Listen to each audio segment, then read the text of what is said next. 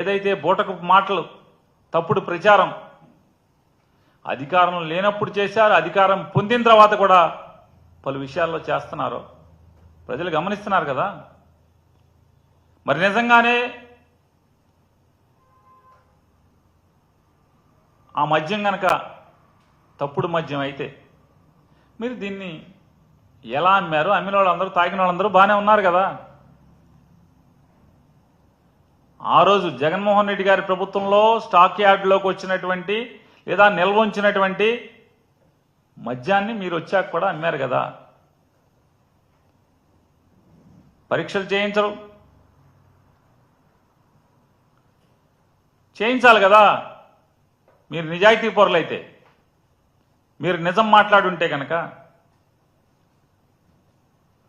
చంద్రబాబు నాయుడు గారు, పవన్ కళ్యాణ్ గారు మీరు ప్రమాణ స్వీకారం కంటే కూడా చేయక ముందే 4వ తారీఖు గెలిచారు.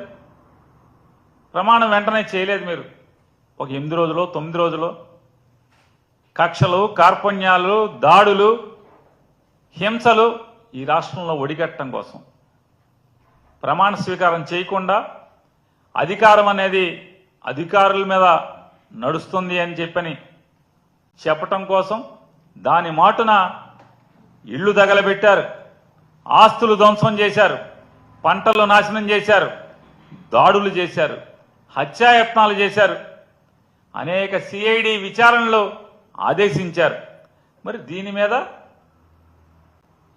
ఎందుకు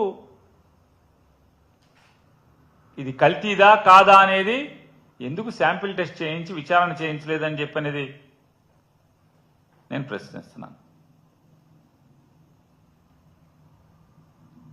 మీరేదైతే తప్పుడు ప్రచారం చేశారో,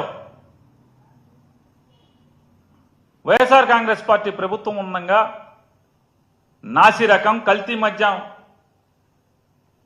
ప్రజలకు ఇచ్చారు అని చెప్పని ఏ ఒక్క డిస్టిలరీనైనా మీరు బ్యాన్ చేశారా? 20 డిస్టిలరీలు ఉన్నాయి ఈ ఆంధ్రప్రదేశ్ రాష్ట్రంలో. ఈ 20 డిస్టిలరీలు కూడా చంద్రబాబు నాయుడు గారి ప్రభుత్వం ఏర్పాటు చేసినయే తప్పితే జగన్మోహన్ రెడ్డి గారి ప్రభుత్వం ఏర్పాటు చేసిన ఒక్క కొత్త డిస్టిలరీలు కూడా మా ప్రభుత్వంలో ఒక్క కొత్త డిస్టిలరీని కూడా ఇవ్వలేదు. 2015, 19 మధ్యలో చంద్రబాబు నాయుడు గారు మీరు మంజూరు చేసినటువంటి దగ్గర 16 డిస్టిలరీలు కొత్తవి మీరు మంజూరు చేసినట్టున్నారు. అంతకుముందు రాష్ట్రం విడేపటికి ఒక 3, 4 డిస్టిలరీలు ఉన్నట్టున్నాయి. ఈ డిస్టిలరీలో ఎక్కడన్నా ఒక్కటైనా మీరు చేసినటువంటి విషపు ప్రచారమే నిజమైతే ఒక్క డిస్టిలరీనన్నా మీరు బ్యాన్ చేశారా? ఏ ఒక్క మందు కంపెనీనైనా, బ్రాందీ కంపెనీనైనా, విస్కీ కంపెనీనైనా, ఒక్క సప్లయర్నైనా మీరు బ్యాన్ చేశారా? మరి ఎందుకు బ్యాన్ చేయలేదు? అదే డిస్టిలరీలు, అదే మద్యం సప్లయర్లు ఎందుకు కొనసాగుతున్నారు?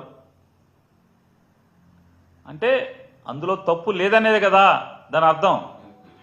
వైఎస్ఆర్ కాంగ్రెస్ పార్టీ ప్రభుత్వం జగన్మోహన్ రెడ్డి గారి నాయకత్వంలో మద్యం అమ్మకాల్లో తప్పులు చేయలేదనే కదా.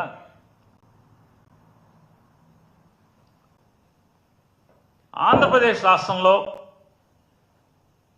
కూటమి ప్రభుత్వం వచ్చిన తర్వాత ఎన్నో ఏళ్లుగా, ఎన్నో సంవత్సరాలుగా ఈ లిక్కర్ కంపెనీలకు ఉన్నటువంటి డిస్ట్రిబ్యూటర్